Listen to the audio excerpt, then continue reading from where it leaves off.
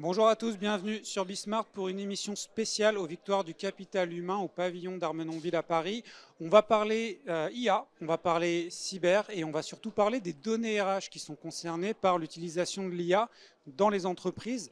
Et on en parle avec un spécialiste, Cédric Châtelier. Bonjour. Bonjour, Donc directeur marketing communication chez Euroquartz. effectivement. C'est quoi Euroquartz? Euroquartz, en quelques mots, nous sommes donc une société de 650 collaborateurs spécialisée dans l'édition logicielle de solutions de gestion des temps, de planification et de suivi d'activité pour des entreprises allant de la PME à la très grande entreprise.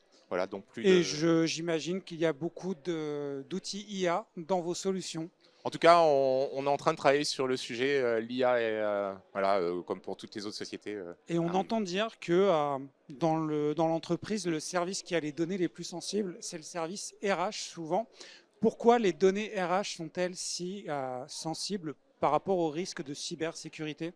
En fait, la notion de, voilà, de données sensibles, c'est déjà la première question qu'il faut se poser, c'est quoi une donnée sensible en tant que telle? Et pourquoi elle est sensible? Et pourquoi elle est sensible, effectivement. Alors, il y a une définition qui est donnée par la RGPD, qui est le Règlement général de la protection des données, qui dit que c'est une donnée personnelle, que si elle est utilisée à des mauvaises fins, une mauvaise finalité, elle va causer des préjudices en termes d'atteinte À la vie privée déjà de la exactement à la personne, vie privée, exactement, son image. exactement de la personne. Donc elle revêt un caractère personnel qu'il faut protéger. Et cette donnée, elle va être utilisée pourquoi? En matière de recrutement, c'est une donnée aussi qui peut être utilisée pour les formations, pour la rémunération, même pour aujourd'hui le taux d'imposition. Et il convient de les protéger dans les systèmes d'information aujourd'hui. C'est quoi les plus grandes sources de risques liées à l'utilisation de l'IA par rapport à ces données? C'est le fait que certains collaborateurs en fait utilisent des outils IA par exemple sans référer à... Voilà, donc en fait, typiquement, nous, éditeurs, on propose une solution où on apporte un niveau de sécurisation de la donnée en tant que telle. Mais ce qu'on ne maîtrise pas, et ce qu'aussi les organisations ne maîtrisent pas, c'est ce que peuvent faire les collaborateurs des Chaque services RH, individu. exactement, et le fameux Shadow IA, le copier-coller de données nominatives ou autres dans des solutions IA qui n'ont pas été validées par les entreprises. Là, il y a un réel risque derrière, effectivement. Quand on parle de Shadow IA, donc c'est surtout les salariés collaborateurs qui vont faire un usage d'une IA sans forcément que ce soit l'outil choisi par l'entreprise, sans forcément en référer. Et pourquoi ça c'est un vrai problème? Parce que c'est dur à Bah, prévenir. effectivement, il y a une perte de maîtrise sur les données, en tout cas l'exploitation des données, c'est ça. Et puis surtout, effectivement, ça pose un problème en termes de sensibilisation, de prévention des collaborateurs, où les entreprises aujourd'hui doivent jouer un rôle. On ne peut pas empêcher l'utilisation de l'IA par les collaborateurs, c'est pas ça.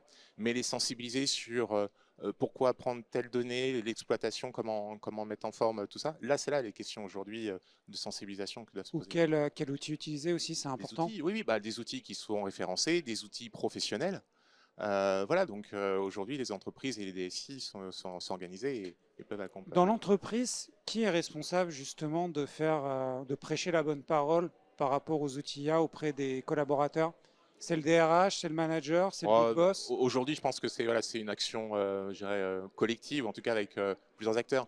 Bien évidemment, la DSI, par rapport aux risques notamment cyber. Sur les données RH, aujourd'hui, vous avez quand même beaucoup de DRH qui voilà, mettent en place des actions de communication, de prévention, de formation des équipes en lien avec les DSI, effectivement. Et les DSI, donc leur rôle ici, c'est de faire des propositions. C'est la première chose. Oui, Proposer des outils pour pas qu'on aille en chercher d'autres. voilà, alors je ne vais pas en citer, mais il y en a qu'on utilise communément, même à titre personnel, qui ne sont pas forcément bons dans une sphère Parce qu'on professionnelle. ne sait pas où on envoie les données, en fait. C'est ça Voilà, souvent et le puis problème. exactement, on ne sait pas. Et puis aussi sur la qualité des données.